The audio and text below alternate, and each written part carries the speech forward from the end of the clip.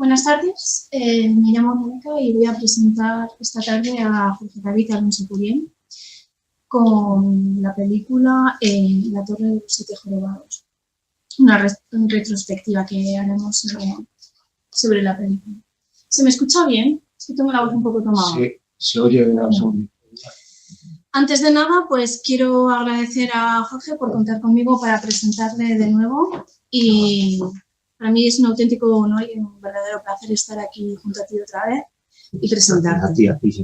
Gracias. Jorge David es licenciado en Filología Hispánica, escritor, profesor, articulista y crítico cinematográfico. Además, un consumado lector y para mí una gran persona. No sé, ya eso, no sé. Entre lo que ha escrito hay que destacar que no solamente son novelas, sino también poemarios. Es mejor el sueño, de 2007, Reflejos en el cristal cotidiano, novelas de Cuentos de Babel editados en Nueva York, ¿verdad?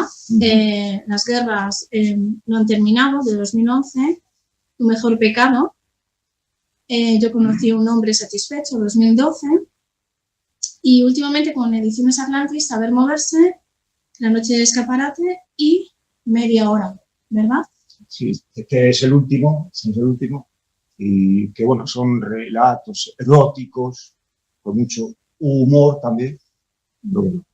Ha participado en varias antologías y ha sido finalista y ganador ya en incontables premios literarios en los que no voy a entrar a desglosar. Sí. Bueno, La Torre de los Siete Jorobados. ¿Por qué has elegido esta película para el Hispacón 2018 de Salamanca? Sí, creo que pues es la primera película que se puede denominar de género fantástico, ¿no? En este país. Es de 1944. Es cierto que hay apuntes en películas anteriores, ¿no? de elementos fantásticos y tal, pero claro, la que se puede denominar como primera película fantástica, que toca lo esotérico y tal, pues es esta. La Torre de los Siete Jorobados. Es una película que ha estado mucho tiempo olvidada, injustamente olvidada, como todo el cine de su director, que es Edgar Neville. Y bueno, hemos tenido la suerte estos últimos años, estos últimos 20 años, en el que se ha ido recuperando todo su cine. Bueno, nos situamos en una época, ¿no? De 1944, la España de 1944, una España con cierta censura, con una política bastante cruda, ¿no? Con régimen. Es una película que se podría decir insólita para aquella época. Sí, ¿Qué tipo de películas destacaban más antes de llegar? Sí, bueno, claro, estamos hablando de unos años en el que, claro, la censura era brutal, por decirlo así.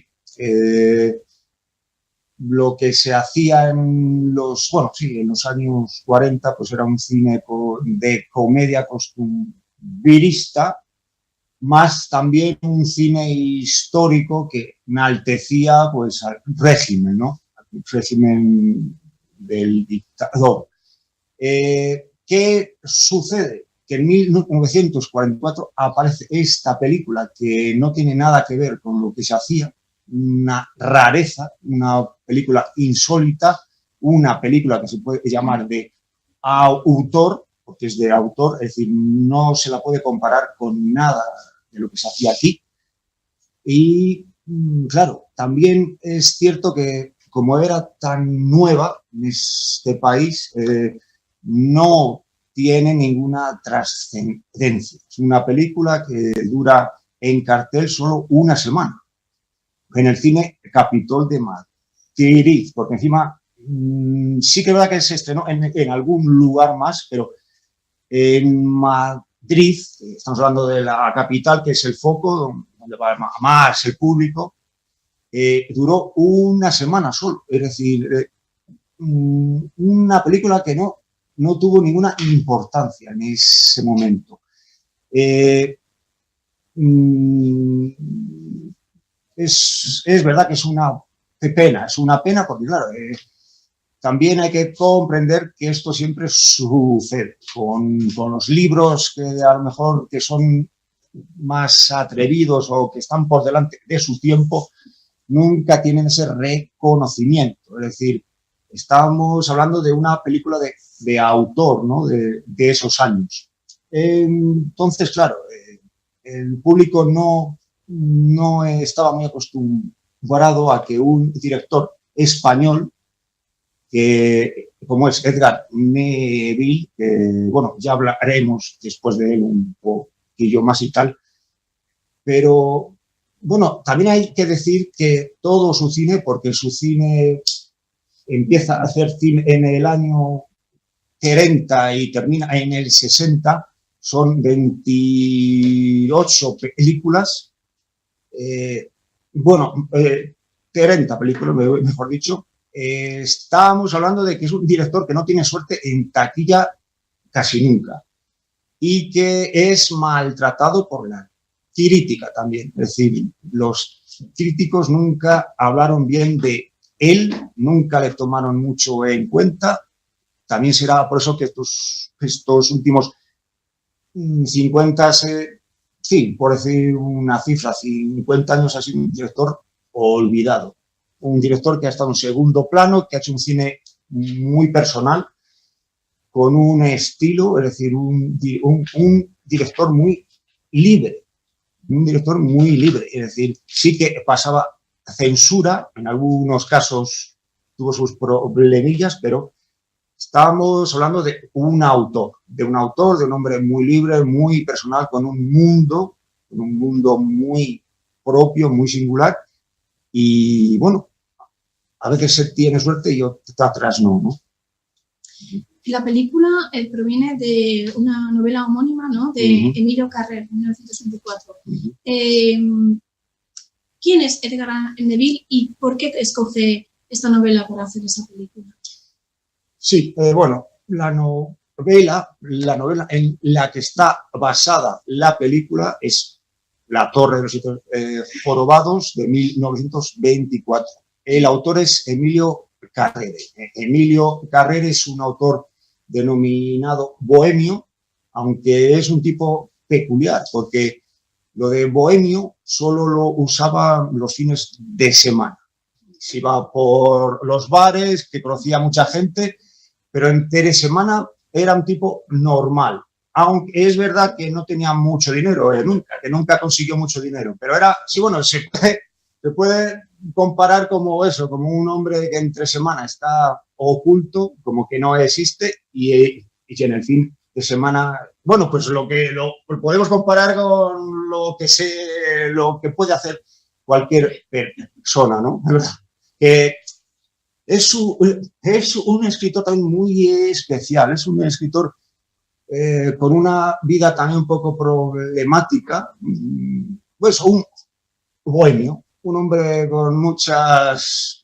Pero claro, estaríamos hablando de él aquí mucho tiempo también. Era un hombre que vivía en el cementerio. Con eso ya os lo digo todo. Peculiar, muy aficionado al esoterismo también. De ahí que Neville lea la novela, que, por cierto, que no se me olvide también, la novela, la última parte de la novela, estamos hablando de unas 40 páginas, no la escribe Emilio Carrer. Se descubrió con el tiempo que esa última parte la terminó el mítico escritor español nuestro llamado Julio Verne, que es Jesús de Aragón. Se ha descubierto que no era de Carrer ese tramo final. Estábamos hablando de una novela de un escritor tan muy peculiar, bohemio, ¿no? ¿Qué le sorprende a Neville de esta novela? Pues le sorprende ese esoterismo, ¿no? Ese esoterismo, esta ciudad, esta ciudad oculta que hay bajo el centro de Madrid, porque, bueno, tenemos que decir el argumento, fragmento sí. de la película y de la obra también. Para quienes no hayan visto la película, sí. yo, si me llegan a hacer spoiler, contanos un poco. Acerca de ella, sí. ¿vale? Bueno, sí. Bueno, el argumento sería las aventuras de un joven que no tiene dinero, es un joven sensible, un poco inocente, que está enamorado de una cupletista del pueblo que se ve, solo se quiere aprovechar de él, por lo que se ve. Con el poco dinero que tiene se va al casino para ver si tiene suerte, para ver si prueba suerte puede tener mucho más dinero para invitar a su amada. Lo que sucede es que pierde ese dinero, pero bueno, poco después tendrá más suerte cuando, estando junto a la ruleta, ve uno venir muy extraño y tal, y lo que va a descubrir que es un fantasma. Que ese fantasma se llama Robinson de Mantua y que le va a decir dónde tiene que apostar para ganar mucho dinero.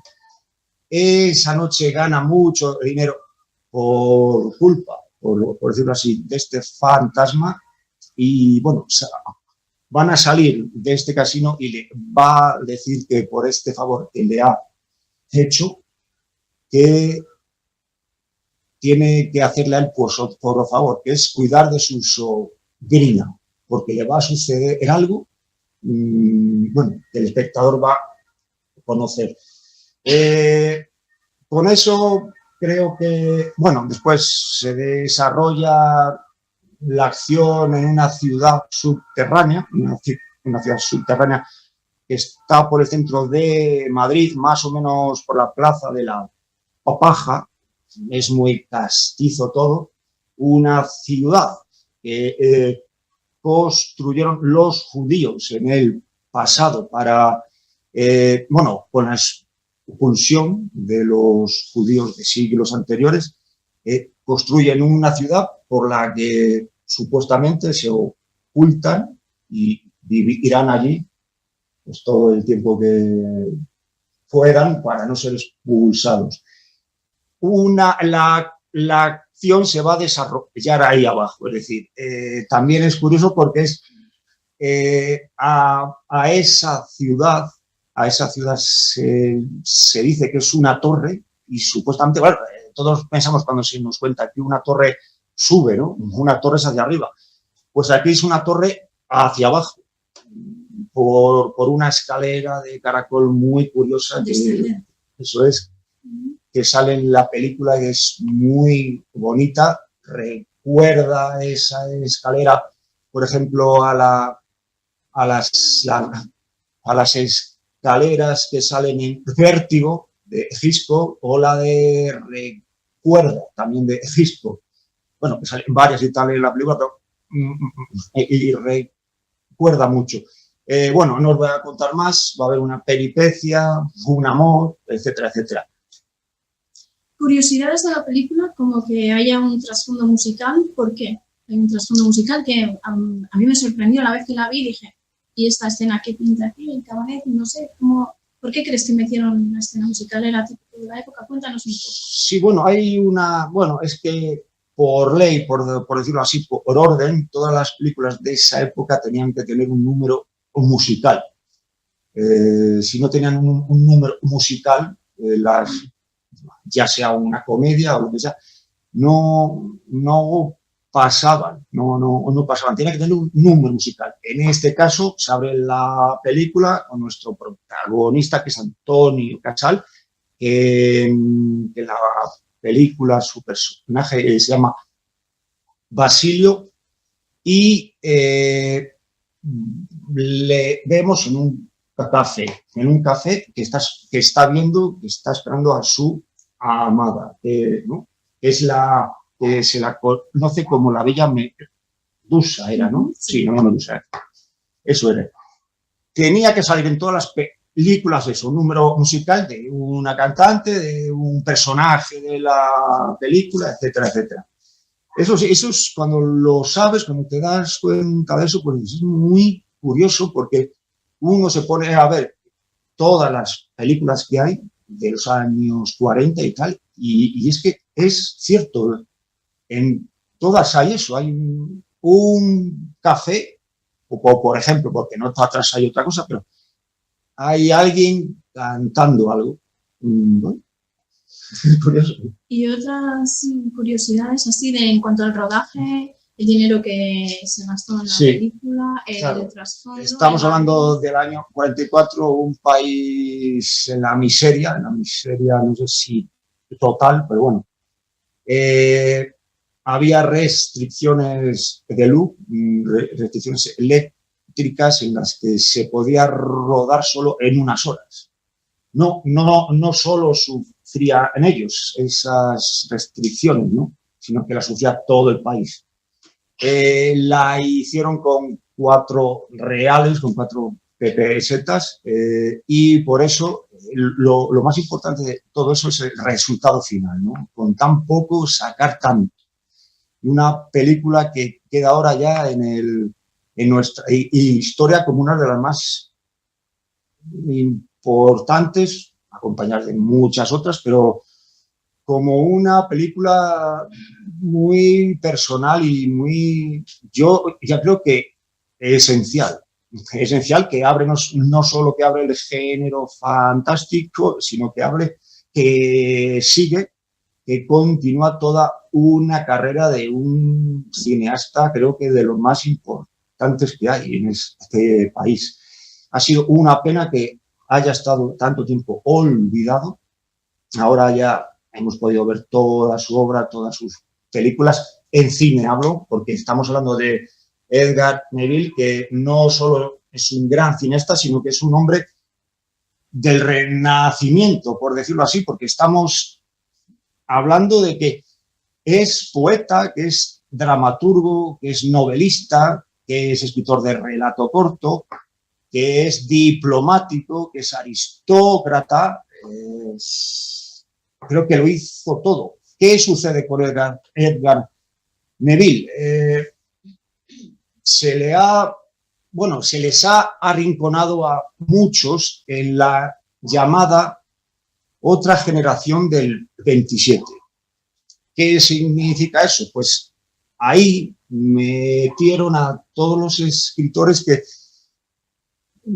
usaban el humor, que escribían con humor, con ese humor absurdo tan de moda por esa época, con tanta relación con la codorniz, ¿no? Con ese humor también cercano a la negrura, pero siempre con el absurdo, ese humor absurdo. Y en ese grupillo tenemos a Edgar Neville, que es un inmenso creador, pero tenemos a Miguel Miura, estamos hablando de palabras mayores, estamos hablando de Jardiel Poncela, estamos hablando de José López Rubio, que también fue cineasta, estamos hablando de Tono, es decir, se habla de la generación del 27, con Lorca, Gerardo Diego, etcétera, etcétera, pero vamos a fijarnos en la otra llamada generación del 27 que está a la altura de la anterior, seguro porque ahí hay mucha originalidad, mucha brillantez, mucha imaginación. Es leerte, por ejemplo, a Miguel Miura, todo su teatro, Jardiel, todas sus novelas también, porque se olvida siempre de Jardiel es solo de teatro, pero estamos hablando de que Jardiel escribe muchas novelas. Estamos hablando de escritores de muchísimo nivel. ¿Qué es lo que sucede? Que parece que quien escribe con humor es un escritor menor o que se centra con el humor para hablar de otras cuestiones más filosóficas y tal, como que son menores escritores. Yo nunca estaré de acuerdo con eso, jamás, también porque soy un escritor de humor, porque me ha tocado, no sé si será así como escritor, pero el humor también forma parte de mí y no sé si te he respondido a lo que me estás preguntando. Sí, me has respondido. De hecho, yo Sí. Yo quisiera aportar algo a lo que estás diciendo. Sí. No solo porque fueran escritores de humor. La otra generación del 27 tuvo la desgracia de ser personas muy libres. Cierto, y que claro. personas muy libres que cuando en la posguerra estaban fuera de lugar. Neville estaba fuera de lugar, Jardín Pocera era muy libre, muy libre. Eso es. Y estaban fuera de lugar. Y luego, cuando el franquismo pasó, fueron gente que estaban posicionadas, no vamos a decir en el bando ganador, porque no estaban posicionadas en el bando ganador, pero eran de la burguesía de derechas de la época, que de algún modo se le obligó a definirse. La guerra obligó a definirse a todo el mundo. Y entonces, cuando vino una transición, esta gente fue marginada otra vez más, porque dijeron, no, estos son franquistas, estos son de derecha. Entonces han tenido eso es. Sí, eso es así. Son, como bien comentas, gente muy original, muy libre, avanzada pues a su tiempo. Estamos hablando de que son escritores que no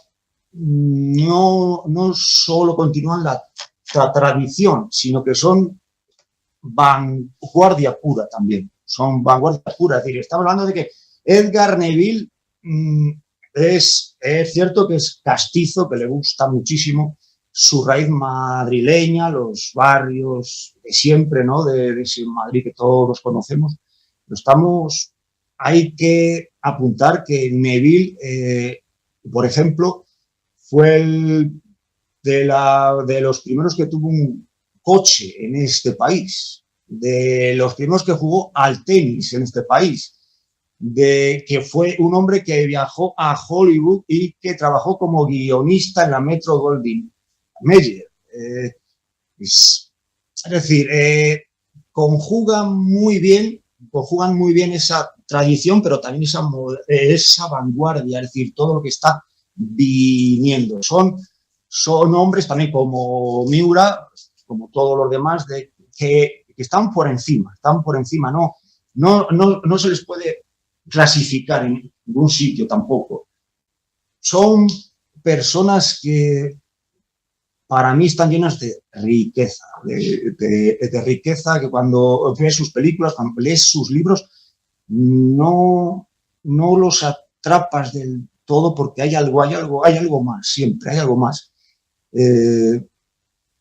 Bueno, por curiosidad también, Edgar Neville fue íntimo amigo de Charles Chaplin. Bueno, también hay que decir que Chaplin le metió, entre comillas, en la metro y que trabajó como guionista allí. También como curiosidad hay que decir que en Luces de la Ciudad, en Luces de la Ciudad, película de Chaplin, Neville está como aparece pocos minutos, pero aparece como un personaje secundario, como un actor. Pues son varias escenas, pero pues eso, es decir, son creadores, no son solo escritores, son creadores totales, y lo es Edgar Neville. Bueno, ya para casi finalizar, una última pregunta y bueno, ¿influyó en otros directores como Jesús Franco, si no tengo mal entendido, ¿no? Sobre los años 60 y 70, ¿en qué tipo de películas? ¿Y es considerado de verdad un director desmarañado? Bueno, lo de saber, claro, con su descubrimiento, pues va también ahora influyendo a directores y tal, pero al que más influyó, también como fue un director marginal o de segunda línea o de segundo plano, fue Jesús Franco, ¿no? Jesús Franco, que empieza en finales de los 50, pero siguió con un cine también muy personal por el terror, más o menos por el terror, porque sus películas también tienen muchas lecturas, ¿no? Un cine B, bueno, es también inclasificable. Es un cine también muy especial, pero Jesús Franco lo ha dicho muchas veces que su primera influencia es Edgar Neville. Sobre lo de director desmañado, que no rodaba con es con mucho cuidado, con mucha atención. Eso también se le ha llamado a Neville. Yo no estoy muy de acuerdo porque también se ha dicho eso de Berlanga, por ejemplo, de Renoir, también, por ejemplo, de Rossellini, directores que logran pura vida, claro, y como no ves que el plano está fijo, por ejemplo, que está todo bien compuesto, cada cosa en su lugar, si no ves eso y en cambio ves una cámara que se mueve en un plano secuencia y que va girando la vida, que se van metiendo personajes, saliendo ese tipo de rodar, ¿no? Ese tipo de estilo puede dar la sensación de que no se cuida la puesta en escena y es todo lo contrario. A Buñuel también se lo decían mucho de que no cuidaba su manera de rodar y es que era todo lo contrario. Podemos tener un estilo más marcado, por ejemplo, con cineastas japoneses, que está todo medido, el plano casi siempre es fijo, no se mueve, con actores con una pausa, ¿no? Por poner un ejemplo, y tenemos en el otro lado directores que quieren crear vida, es decir, que fluya la vida. Eso es muy difícil. Es como el estilo sencillo de muchos escritores. Ese estilo sencillo de que el plano te llegue y que toque, ¿no? Eso es muy difícil de conseguir porque hay cineastas que no lo logran jamás. Eso para manera, ¿no? de hacer. Yo nunca estaré de acuerdo con esa teoría de que es un cineasta descuidado. Son películas todas divertidísimas, con mucho humor, casi siempre con aventuras, que mezcla muy bien el drama con la comedia, con el humor, con ese drama, a veces hasta tragedia, ¿no? Por decirlo así. Son personajes muy humanos. Neville es un creador muy humano, muy humanista, y estamos hablando de uno de los, o para mí, de uno de los, bueno, eso de el mejor o peor, nunca me ha gustado, ¿no? Es decirlo, pero de los más interesantes directores españoles. Con esta película lo demuestra y con otras suyas como El último caballo, por ejemplo, que para mí es una obra maestra, por decirlo así. El último caballo, he dicho, puedo decir también